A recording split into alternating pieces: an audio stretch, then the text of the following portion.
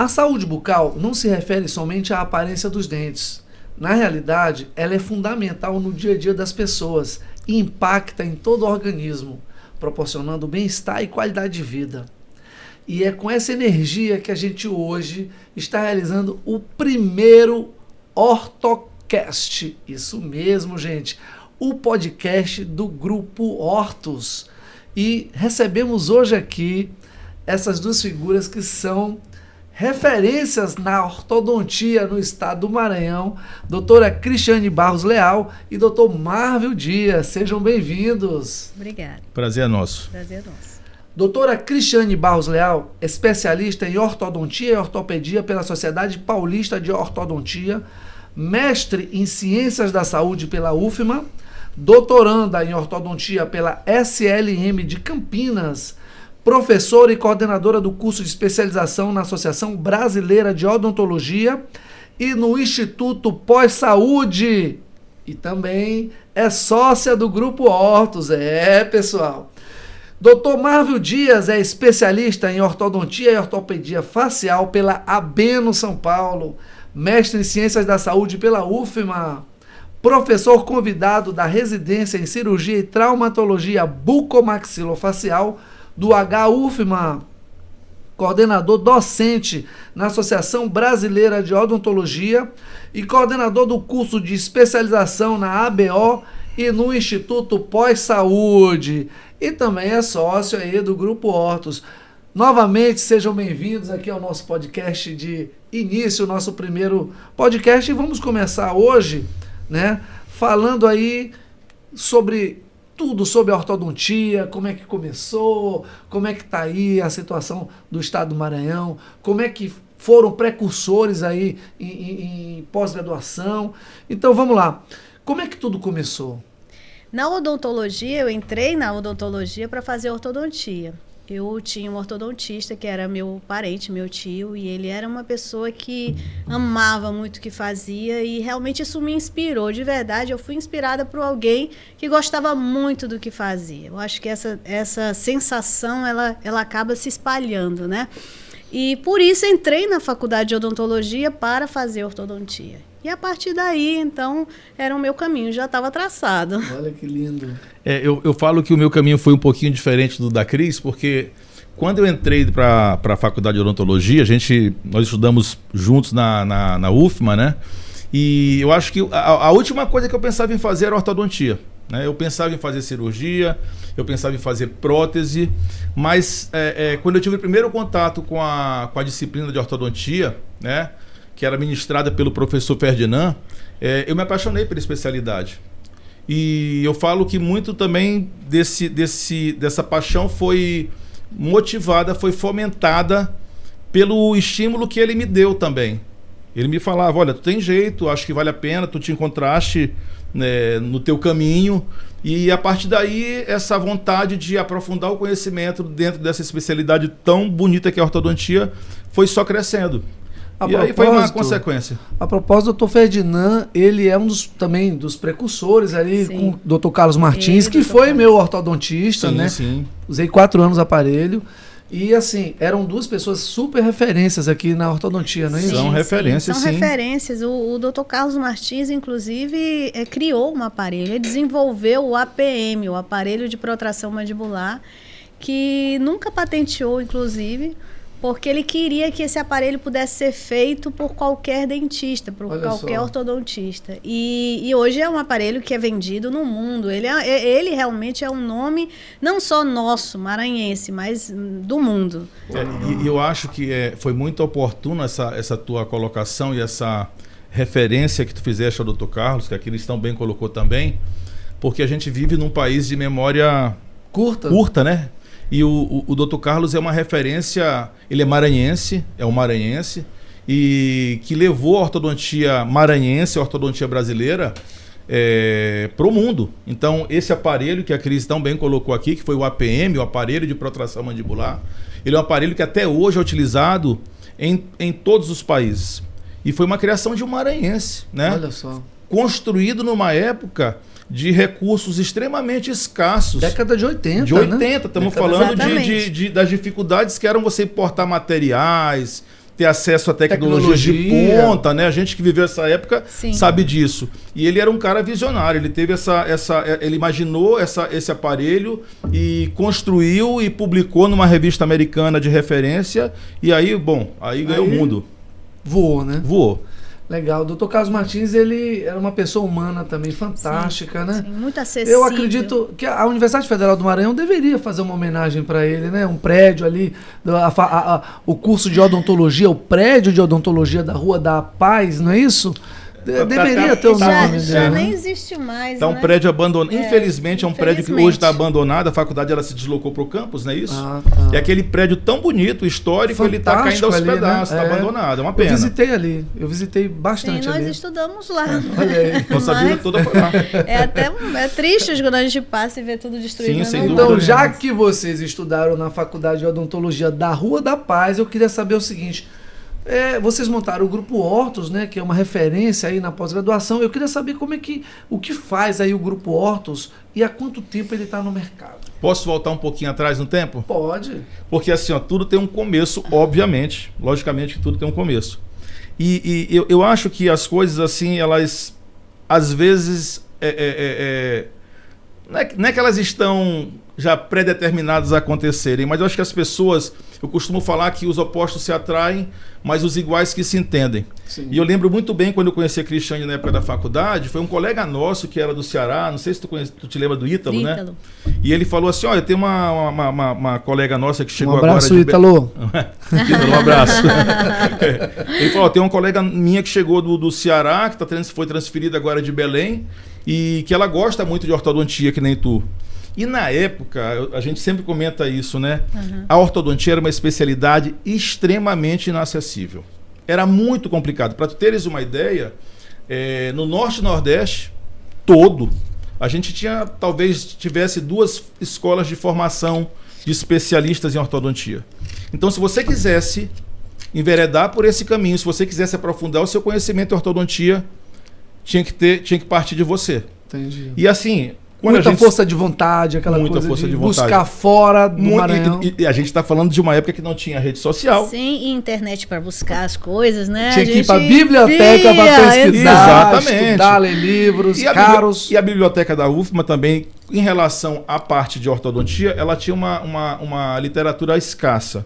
Então a gente comprava os livros...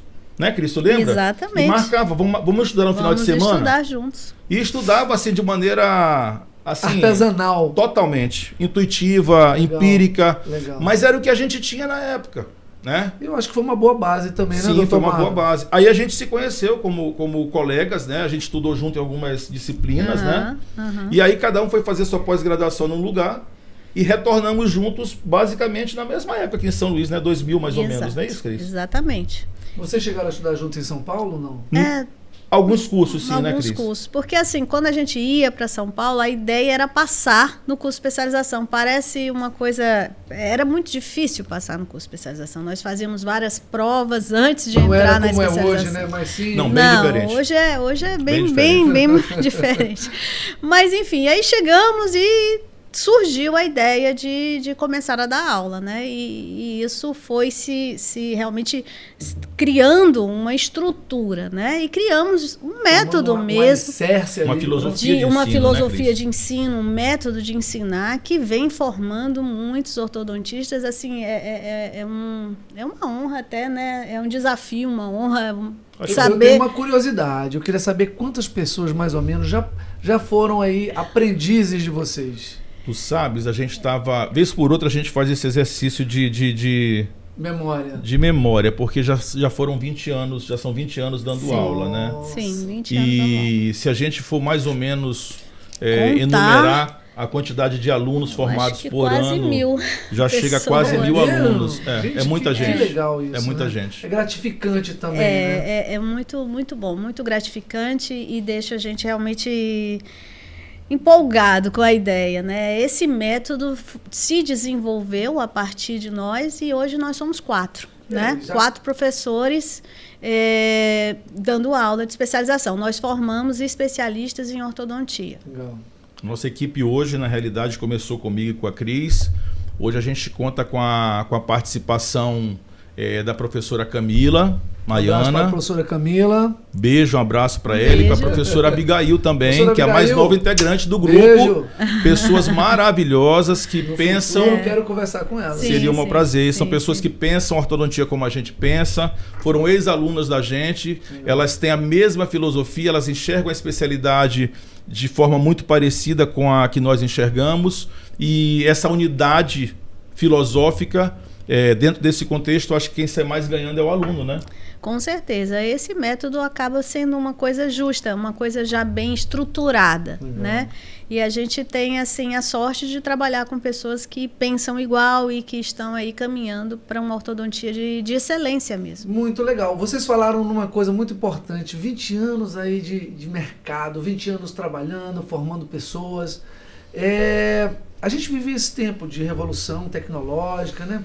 E eu queria saber quais são essas principais mudanças aí que vocês, né, encontraram desde a formatura, desde a especialização de vocês na ortodontia até hoje aí, quando vocês saem da cadeira e vão para frente do quadro, que agora não é mais negro, né? Sim, Vocês vão para frente, né? Embora tenhamos estudado na época do quadro negro. Exatamente. Sim, sim. Então, a hora que vocês deixam de ser ali os alunos e viram professores, quais foram essas principais mudanças aí na ortodontia? Fique à vontade. Então, eu acho que a primeira coisa que, para mim, na minha opinião, é o próprio diagnóstico.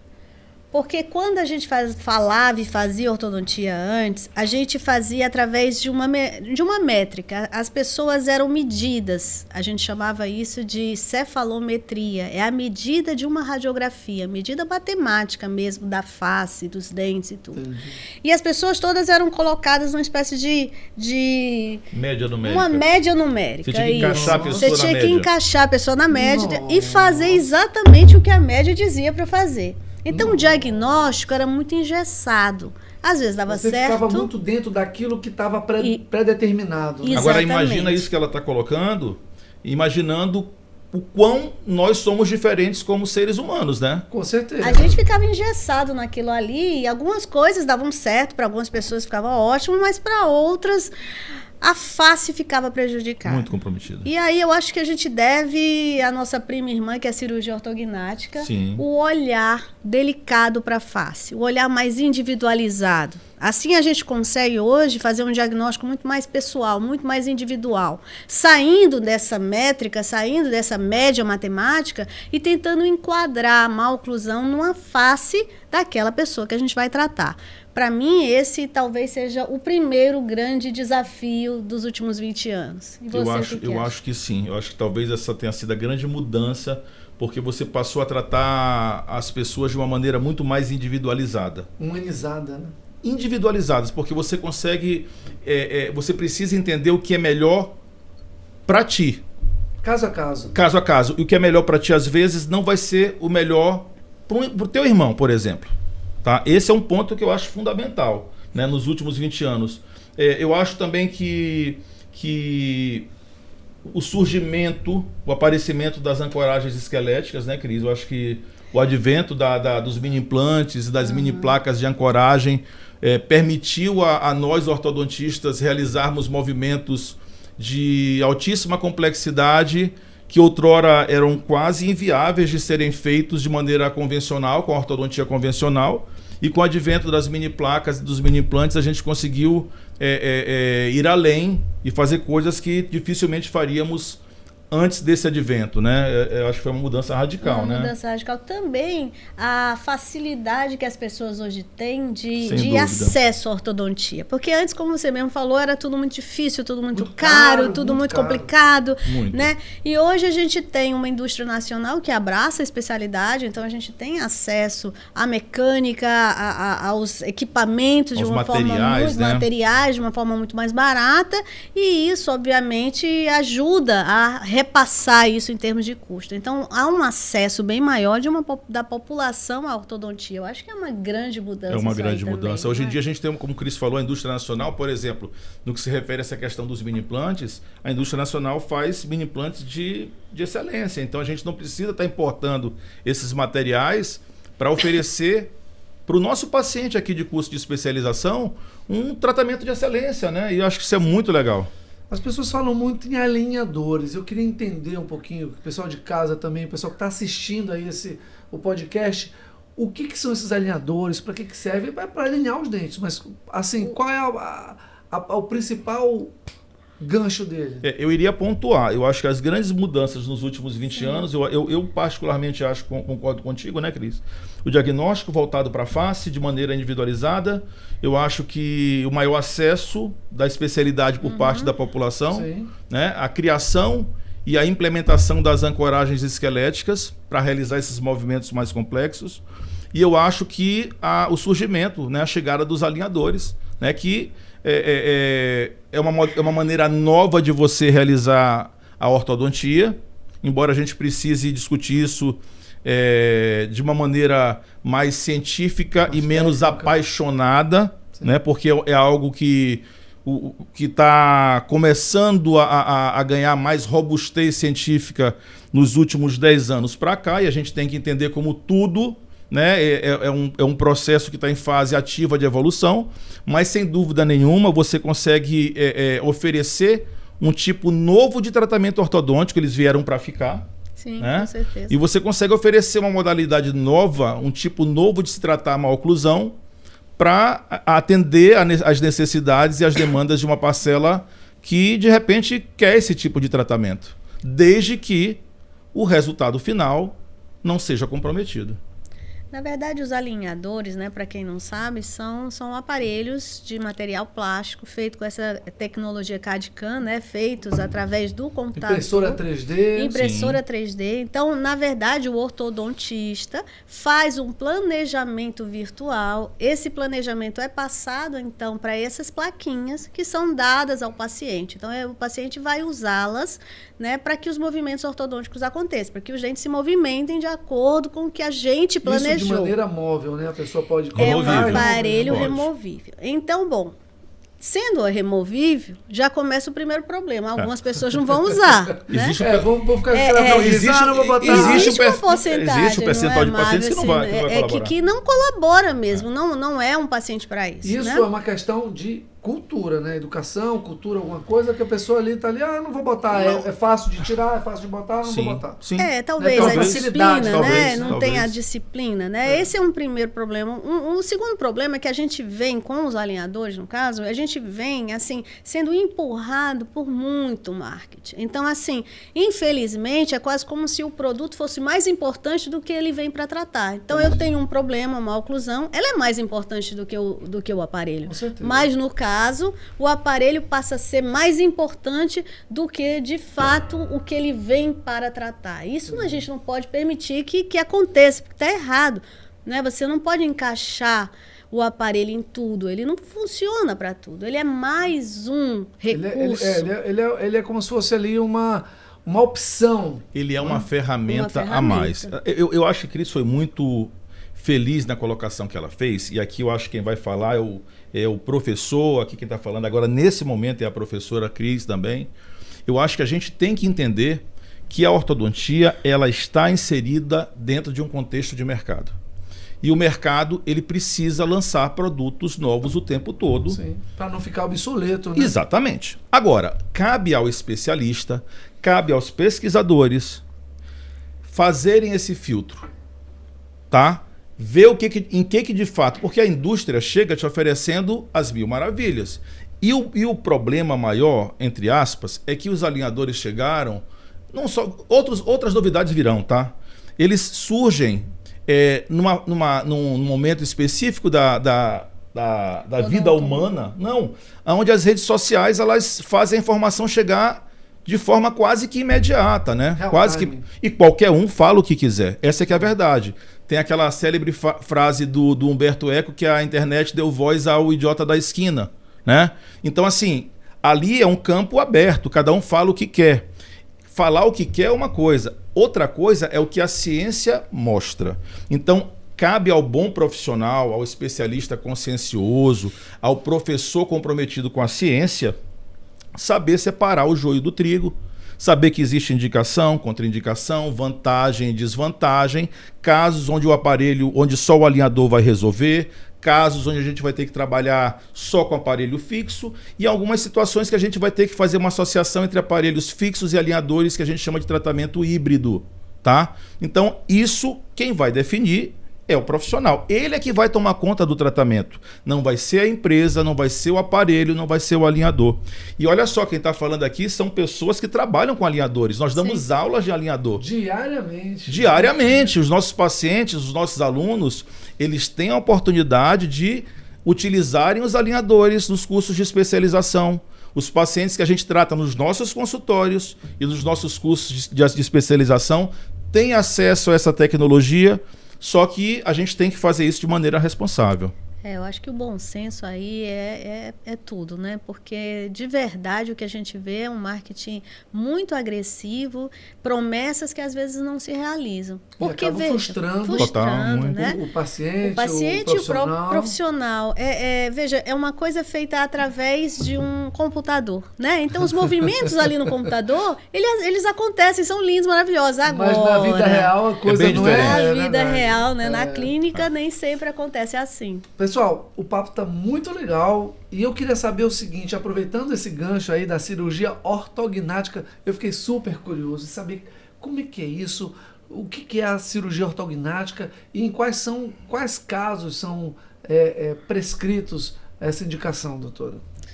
Bom, a cirurgia ortognática ela vem para corrigir discrepâncias, problemas esqueléticos na face, né? No caso, a protuberância do queixo. Não só o prognatismo, mas tem vários. A assimetria, né? A falta do queixo, da mandíbula, né? Então, assim, qualquer discrepância esquelética, ela é corrigida através da cirurgia ortognática. A cirurgia ortognática vem fazer um tratamento de uma forma mais ampla, né? Porque, por exemplo, a ortodontia, ela corrige o dente e a base esquelética em torno do dente, o osso alveolar que a gente chama. Em crianças, talvez a gente consiga manipular algumas bases esqueléticas, mas a cirurgia ortognática vem trazendo um equilíbrio facial completo, né? Através dos procedimentos cirúrgicos. Então, é isso que é, né? Nós trabalhamos com a cirurgia ortognática há algum tempo também. Temos esse grande prazer de ter uma equipe junto com a gente, fazendo casos muito interessantes. Uma equipe multidisciplinar.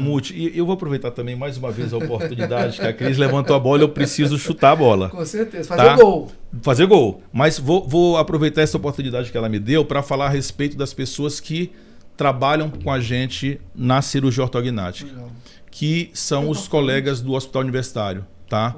Eu queria agradecê-los, porque é uma parceria que a gente construiu, que em primeiro lugar começou a se estabelecer a partir de um vínculo sincero, fraterno, de muita amizade, porque todos nós somos contemporâneos. Estudamos juntos na faculdade. Exatamente, saímos juntos, jovens. Uma família, né? Era uma família. Porque a faculdade era muito pequenininha, era lá no centro, então as pessoas... Na Rua da Paz. Na Rua da Paz, a gente se encontrava o tempo todo.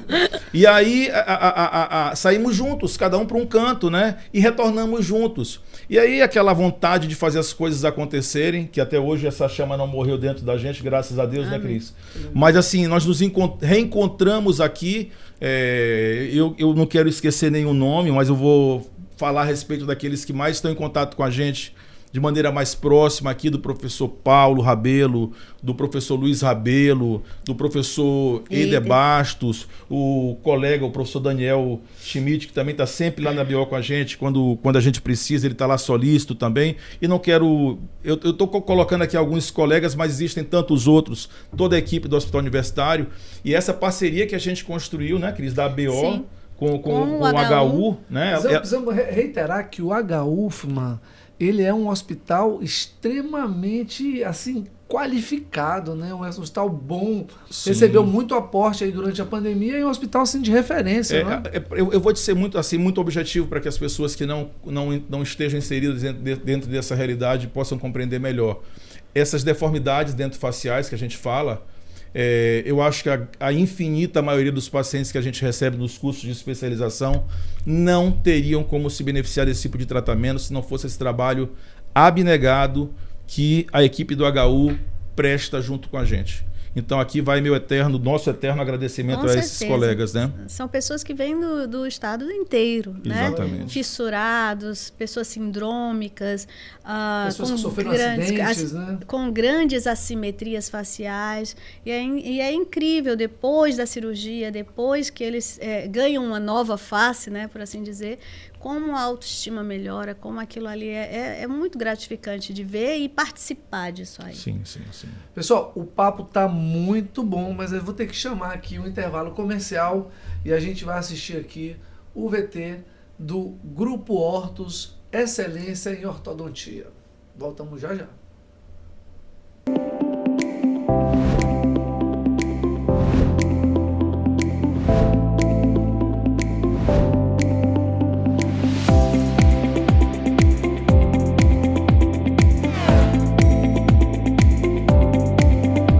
É isso aí, pessoal, voltamos aí com o OrtoCast hoje nessa tarde maravilhosa, nesse dia maravilhoso aqui no nosso estúdio. E muito se fala aí em apneia, do sono, tarará. E eu queria saber o seguinte, como que a gente resolve aí, através da ortodontia, como é que a gente resolve a apneia obstrutiva do sono? Eu vou pedir a licença e a permissão para passar a palavra para a professora Cris. Ela tem um profundo conhecimento, a tese dela de doutorado agora foi em cima de apneia, então acho que ela é a pessoa que tem a maior propriedade para falar a respeito disso. Na verdade, assim, obrigada. De nada, professora.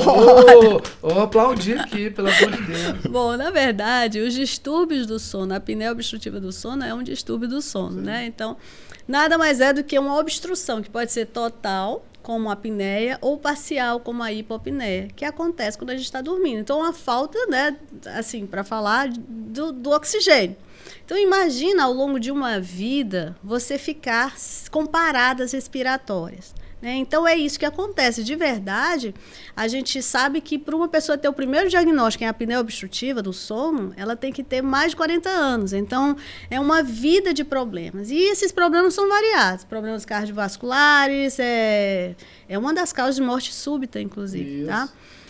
Problemas cognitivos, então a pessoa fica desatenta, é um problema neurológico, depressão, também, né? Tá? Então, assim, isso o adulto e a criança afetada tem um problema de crescimento também, né? Então, além da desatenção e tudo, até confundido com TDAH, ela para de crescer, né? É um problema estatoponderal. Então, a apneia obstrutiva do sono vem dentro da odontologia do sono como um alerta, né? Nós, como dentistas, precisamos estar alertas ao problema. É uma prevenção, doutora?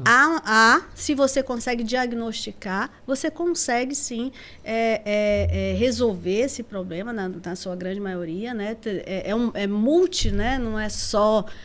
Não faz parte só da odontologia, é uma equipe multidisciplinar. Então, por exemplo, a questão do peso, né? Então, pessoas acima do peso, né? A obesidade, a questão dos próprios hábitos, então, tabagismo, álcool,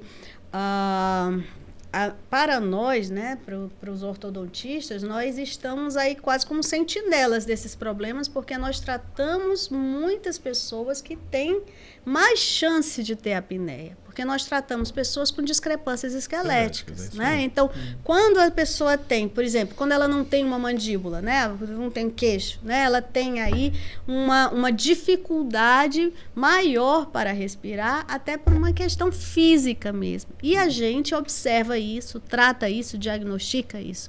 Então, o ortodontista entraria de uma forma muito específica mesmo nessa equipe multidisciplinar e está acordando para isso. A odontologia do sono está acordando para esse problema tão grave. E eu acho, como tu colocaste ainda no início, na primeira parte da entrevista, do podcast, né?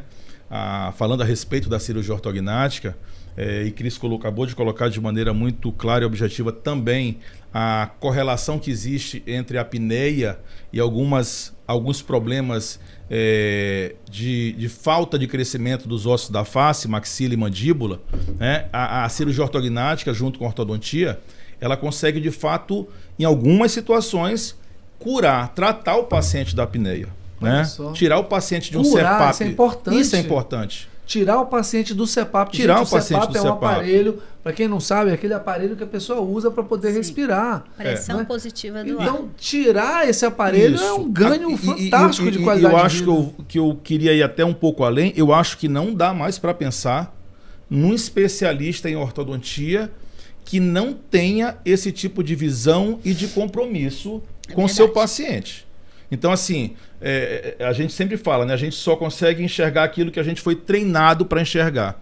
Então, hoje o ortodontista ele tem uma série de trabalhos que apontam para essa correlação e para a importância que ele tem dentro dessa abordagem interdisciplinar. Então, não dá mais para fazer ortodontia, século XXI, 2023, não dá mais para fazer ortodontia sem levar em consideração esses pacientes que podem estar manifestando quadros agudos, severos de apneia. E existem ferramentas simples, viu, gente? Tem questionários que a gente pode implementar na nossa anamnese. Existem análises clínicas que a gente pode fazer que vão nos ajudar a triar essas pessoas. Né? Testes para descobrir aí. Sim. Perguntas. Perguntas, às vezes, simples. Uma pergunta, por exemplo, o ronco. Né? Você ronca? Quando eu era um pouquinho mais gordo, eu roncava bastante. Quando você perde peso, automaticamente melhora a tua qualidade de sono, enfim. Mas veja, Ricardo, o ronco depois de uma certa idade é normal, né? Então, depois de uma certa idade, todos nós roncamos. Agora, a criança roncadora, aquela criança que ronca todos os dias, não é quando ela tem uma gripadinha, mas ela fica roncando, né? Essa criança que ronca, essa criança, por exemplo, que para de respirar, a apneia observada é outro indício, né? Então, os pais conseguem perceber que a criança para de respirar. Então, aquela criança que dorme com a boca aberta, ou que tem bruxismo, fica rangendo os dentes. Eu durmo com a boca aberta, eu tenho desvio de septo nasal, adenoide que eles chamam, né? Sim, tem adenoide. Então, assim, eu falei, com 53 anos, não vou mais operar isso não, deixa quieto, já vivi muito tempo com isso e...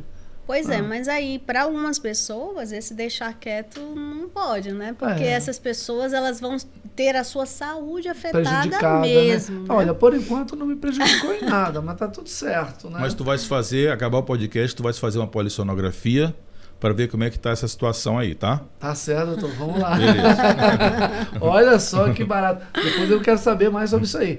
Pessoal, vamos falar o seguinte, a gente já falou sobre vários assuntos, mas acho que uma coisa que é tão importante a gente falar é a questão das crianças, né? A gente vê muita criança aí com má oclusão, né? Com aquele dentinho torto, aquela coisa toda. E assim, o que a gente quer saber aqui é... Como é que funciona a ortodontia preventiva, no caso das crianças, e com quantos anos aí elas iniciam o tratamento? Olha, de um modo geral, existe uma certa convenção dentro da especialidade de que a primeira consulta ao ortodontista deve ser em torno dos 5 anos, tá? Não existe nenhum tipo de maloclusão, por mais severa que seja, que justifique uma abordagem antes dos 5 anos de idade, tá? O que a gente sabe é que as más oclusões, algumas delas, já podem se manifestar em idades muito precoces, tá? A partir da fase de dentadura decídua e mista, né? Estamos falando aí de 5, 6, 7, 8 anos de idade. E uma vez que as más oclusões se manifestam, elas se instalam, dificilmente elas se autocorrigem, tá? Agora, o que precisa ficar claro, porque os pais sempre ficam muito ansiosos, a ideia da prevenção é algo extremamente importante e salutar. Se você consegue intervir em tempo hábil, você consegue realizar tratamentos futuros mais conservadores, menos invasivos, isso é fato. Mas, assim, quem define a hora certa de iniciar um tratamento ortodôntico é o tipo de má oclusão que o paciente tem. Então, existem más oclusões que você pode identificar num paciente de 6, 7 anos de idade e que vai ter indicação de tratamento talvez na puberdade, né? E outras não, tem que atuar naquele momento. O que é o importante? O que é o mais importante disso? Leve o seu filho por volta dos 4, 5 anos ao consultório de um ortodontista. Então, pessoal, é o seguinte, vocês que estão assistindo agora o podcast, Dr. Marvel que aconselha vocês levarem os seus filhos a partir dos 5 anos para fazer a primeira consulta aí com o Isso, não é que ele vai sair de lá com o aparelho. Não é isso, não. Mas é para que a família seja orientada nesse sentido. E se porventura, de fato, houver necessidade de intervenção pontual naquele momento, será feita.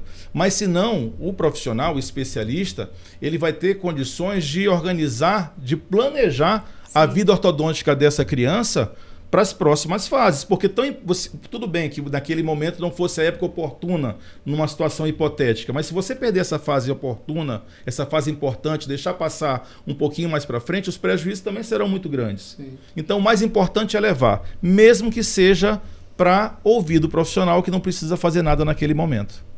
Com certeza. Assim, existem até exames muito simples que a gente pede nessa fase, né? Uma radiografia que a gente chama de panorâmica, uma radiografia simples. Já fiz, que a maquininha criança, vem aqui, passa aqui assim, tá. Que a criança faz. É bom falar isso, né, doutora? Que a maquininha vem aqui, passa, tá. Sim. Fazendo uma foto, não é isso? Enfim, a panorâmica, ela te dá indícios muito bacanas. Aliás, ela te dá informações, não indícios, informações muito legais se a oclusão vai acontecer de forma adequada. E isso também é muito importante. Então, leve no ortodontista. O ortodontista, muito provavelmente, nada fará, né? Só vai fazer se for. A gente tem realmente algumas más oclusões que são necessárias ali naquele momento, mas ele muito provavelmente vai pedir a panorâmica para que tenha, então, as outras informações. Né? Porque já que a gente está aqui num podcast também de informação para a população, eu acho que é importante a gente pontuar também do que nós chamamos de sobretratamento, tá? Então, assim como é muito importante você tratar a criança numa época oportuna, contando com o crescimento para atenuar problemas que outrora seriam mais severos, como eu coloquei, a gente tem que entender que às vezes, e você visualiza isso, a gente entra em contato com a nossa vida, é o tempo todo entrando em contato com isso. Você vê muita criança com aparelho na boca sem necessidade. Porque gosta, porque não, é porque às vezes, assim, obviamente a gente está aqui para falar da realidade da especialidade. Alguns colegas às vezes colocam aparelhos em situações onde não precisaria se fazer absolutamente nada, onde a própria natureza resolveria de forma particular. É um procedimento particular de cada um, seria? Não, eu acho assim que tudo bem, a decisão é particular, mas ela tem que ser baseada em evidências, né? E as evidências hoje científicas, elas pontuam de maneira muito clara e objetiva em que situações e em cada estágio de desenvolvimento oclusal o profissional ortodontista deve intervir. Então rapidinho, só para pontuar, para as pessoas que estão assistindo em casa entenderem, você está dizendo que tem profissionais que indicam um aparelho sem a necessidade. Exatamente, seria mais ou menos isso. Obviamente que a gente está se reportando a uma situação que não é o que acontece na maioria das vezes, tá? Mas é um alerta que fica para a população, porque afinal de contas a gente está aqui também para... Sim, com certeza. Porque, trazer informação, né? A sobrecorreção, né? Você tratar algo que a natureza vai tratar. Você veja, a especialidade da ortodontia é realmente muito complexa, porque além da gente... É face, é dente, é osso, mas a gente entende de crescimento também. E a gente consegue saber o que é normal e o que não é normal. Até porque há perdas de dente, né? A primeira fase, dentinho de faz leite, parte. Aquela coisa. Então vai nascer ali. Eu lembro meu filho caçula, alguns dentes de baixo, ele nasceu com um dente maior do que os outros. Como se fosse 2 em 1. Sim, um geminado. Um geminado. E a gente tinha essa preocupação de que quando esse dentinho caísse, se ia nascer normal. E nasceu. Sim, né? Poderia não ter nascido, né? Porque é uma grande... Mas talvez, por exemplo, poderia não ter nascido, mas olha só, nasceu. Então, será que naquele momento seria interessante fazer alguma coisa ou só observar? São essas questões que o ortodontista consciencioso precisa estar sempre levando em consideração, porque afinal de contas, como a gente fala, aparelho é remédio. E remédio a gente usa quando o paciente está doente. Então não justifica você colocar um aparelho numa criança que de repente não precisa. Uma coisa bacana que eu acho que a gente vem fazendo nos últimos anos, Mário, é o curso de preventiva. Sim. Para odontopediatras. Isso na pós-graduação? Na pós-graduação para odontopediatras. Na verdade, na pós-graduação de odontopediatria. Exatamente. É um curso à parte. É um curso à parte. Na realidade, a gente foi cobrado pelo professor Tarcísio, que é o coordenador do curso de odontopediatria do Instituto Pós-Saúde, que a gente dá aula. O professor Tarcísio chegou e falou assim, eu quero que vocês façam um curso de ortodontia preventiva e interceptativa para os odontopediatras. Que são os primeiros, né? São eles que vão realmente isso olhar é isso aí. Né? É muito importante sublinhar, né? Destacar que vocês, aí, o Grupo Hortos, tem essa pós-graduação. Assim, isso também é legal sublinhar a sensibilidade que ele teve, o Tarcísio. Eu brinco isso porque, assim, ele tirou a gente da inércia, né? A gente tem tanta coisa para fazer, a gente dá aula todo final de semana, né? E a gente tinha esse objetivo de fazer esse curso, porque é um curso realmente, quando você... a gente está muito focado em dar especialização para ortodontistas. E quando você fala com o odontopediatra, é um outro olhar, né? Outra linguagem. E aí a gente vai com esse profissional mostrando o que é normal, o que não é normal, o que ele deve ver, como é que ele deve se posicionar quando aquela criança chega. Porque ela chega primeiro, não é para o ortodontista, é para o odontopediatra, né? Então, assim, hoje, eu acho, graças a Deus, a gente vê as crianças chegando com uma oclusão mais bem definida por causa desse olhar que... uma parceria, sem querer lhe interromper, Sim, já desculpa. interrompeu. Há uma parceria entre os odontopediatras e os Precisa ver. ortodontistas? Precisa ver. Precisa ver. Precisa, porque, Importante. como o Cris bem colocou, eles recebem a criança. Eles recebem primeiramente a criança. Não que a gente não receba também. Sim, mas eles vêm primeiro, né? São eles que os pais procuram primeiro.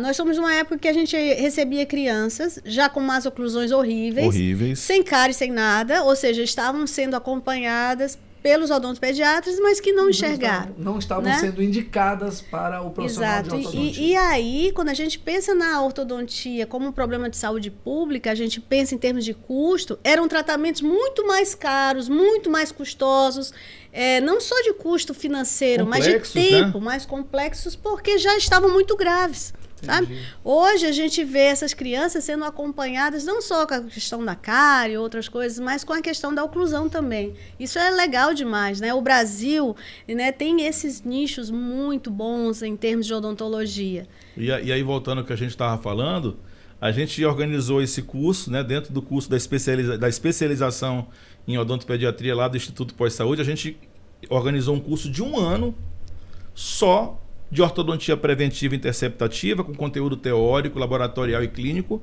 pro pediatra. E o mais legal, e é isso que é legal de pontuar também, é que em toda a turma, embora sendo um curso feito só para odontopediatra, você sempre tem 3 ou 4 especialistas em ortodontia para fazer. Olha que legal. É muito legal isso aí. Legal. Parabéns. Eu queria pôr outro lado, já que a gente falou de criança, vamos falar de idoso. Vamos falar assim, existe uma idade limite aí para ser realizado o tratamento ortodôntico? Não existe uma idade limite. Existe a necessidade de você ser objetivo também nesse caso, né? Eu acho que tanto para a criança quanto para o adulto, o mais idoso, né? Você precisa enquadrar o tratamento para a real necessidade do que ele pode fazer. Nem sempre o que ele quer fazer é o que ele pode fazer. Né? E antes de qualquer coisa é necessário que tenha saúde das estruturas que estão em volta do dente, saúde periodontal, da base esquelética, né? da gengiva, né? Tem que ter saúde para que a gente possa trabalhar. Nesse aspecto da pessoa mais idosa, normalmente a ortodontia também caminha com outras especialidades, né? É muito difícil, acho que talvez impossível que a gente sozinhos consigamos resolver o problema de uma pessoa de mais idade. A gente vai precisar de outros junto conosco. E né? o que a gente também leva muito em consideração quando se fala de tratamento de pacientes idosos, ou pacientes adultos, vamos colocar assim, né? Que a gente tem que ter uma visão um pouco mais objetiva em termos de metas terapêuticas a serem alcançadas ao final do tratamento. Então, como a gente está falando de um paciente que já tem aquela estrutura, aquela organização oclusal funcionando e às vezes sem nenhum tipo de problema de desordem temporomandibular, algum problema funcional já funcionando há muito tempo de forma assintomática, a gente às vezes procura fazer o que nós chamamos de tratamento minimalista, né? Trabalhar aquilo, canalizar as energias para de fato e de encontro àquilo que realmente está trazendo o paciente ao consultório. Então tentar fazer um tratamento com menos tempo, mais pontual e trabalhando acima de tudo, sem comprometer obviamente o resto, a queixa principal do paciente. Isso é muito importante no adulto. Com certeza. Benefício, né? Custo-benefício. A orto entra aí quase como uma cola para outras especialidades. Isso. É um link de outras especialidades. Já que falaram em outras especialidades, eu quero saber o seguinte: como é que o ortodontista trabalha aí com essas outras especialidades diante de casos tão complexos, assim, que a gente vê aquela coisa toda da pessoa ali com excesso de dente, com dentes bem grandes, enfim, com esses casos aí bem complexos. Como é que a ortodontia trata e trabalha com essas especialidades? Eu acho assim, a gente sempre fala isso para os nossos alunos, né, Marv, que a ortodontia numa clínica, ela vem como essa cola mesmo, como esse link com outros, né? A gente tem o link com a odontopediatria, a gente tem o link com a periodontia, a gente tem o link com o implante. Sem eles é muito complicado, não dá para terminar. E assim, é necessário que a gente entenda isso e que o paciente entenda também, porque às vezes se você quer resolver tudo com a ortodontia, o tratamento não vai ficar muito legal, não. Você precisa organizar precisa bater outras... a bola, não é só ficar com a bola para fazer o gol, né? Da mesma forma, gente, que, por exemplo, se os dentes estão desalinhados, em vez de alinhá-los para depois fazer uma faceta, você desgasta tudo e faz a faceta, na minha opinião, isso aí é uma coisa... Jogou dinheiro fora. Né? E errada do ponto de vista de saúde, né? E é fácil de entender, porque assim, a ortodontia, o que ela faz? Grosso modo, para que as pessoas, para o leigo, para onde é que eu falo? Qualquer uma das Qualquer uma. Para o leigo poder compreender exatamente, a grosso modo, o que a ortodontia faz. Ela coloca os dentes na posição correta, de maneira muito simplificada. Não é só isso, mas para que as pessoas possam entender. Mas ela não muda a forma do dente, a cor. Ela não muda a cor, a textura, ela não muda o contorno gengival. Então, eu posso ter dentes bem posicionados, mas com alterações de cor, de forma, de contorno gengival. Hoje em dia, diferentemente do que acontecia há 20 anos, 25 anos atrás, a odontologia evoluiu muito nessa questão da cosmética, da estética. Então, você não consegue mais planejar, eu não consigo, acho que também tu não consegue, planejar um caso, um tratamento ortodôntico, que ao final não se beneficie de um clareamento, de uma plastia gengival, de uma reanatomização com resina, com fragmento. Ou até de uma lente, né? Uma reabilitação estética, lente, resina, enfim, o que o profissional da área achar melhor para indicar, né? Entendi. Interessante. Agora vamos falar um pouquinho sobre o sacerdócio aí de lecionar. Como é que é para vocês aí dar aula na pós-graduação e trabalhar nas clínicas? Dar aula e trabalhar, dar aula e trabalhar. Como é que é esse sacerdócio aí? Como é que funciona isso para vocês? Hoje a gente divide a nossa vida profissional, nosso tempo, dessas duas vertentes, né? Entre consultório particular e curso de pós-graduação. Mas, eu acho assim, eu acho que tu também pensa isso. E nós somos melhores professores porque somos clínicos e melhores clínicos porque damos aula. Sem dúvida. Porque, na verdade, assim, dar aula obriga a gente a estudar muito, né? Sim. Você tem que estar sempre... reciclando, né? Sim, sem dúvida. Trazendo essa coisa de inovação, isso aí tira a gente da zona de conforto o tempo inteiro. Mas sem a clínica, a gente também não consegue ensinar. Ortodontia não consegue. Prática com a teoria, né? Sim, porque senão fica tudo muito, sabe, fora do chão, né? Então, por a gente estar o tempo inteiro lidando realmente com o paciente na cadeira e sabendo, né? E ao longo de 20 anos, sim, né? Sim. Então, a gente sabe o que funciona, né? Na clínica. Sim. Então, acho que isso aí enriquece muito o dar aula, que é uma super responsabilidade, sabe, Ricardo? Eu acho uma super responsabilidade. Eu vou dizer uma coisa para vocês. Eu futuramente quero dar aula dentro da minha área de comunicação, a área que eu domino.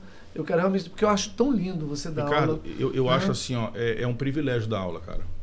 Porque assim, como o Cris bem colocou, a gente divide a nossa vida profissional entre o consultório particular ao longo da semana e às quintas à noite, sexta de manhã, de tarde, de noite e sábado de manhã, de tarde, a gente está nos cursos de pós-graduação. Todo final de semana, tá? Mas é tão prazeroso estar lá, a troca essa energia que a gente troca com essa geração mais nova, essa questão de se ver obrigado a sair da zona de conforto, de buscar o conhecimento, de se relacionar com pessoas, né? Isso é muito legal. Né? É muito bacana. É uma energia muito bacana.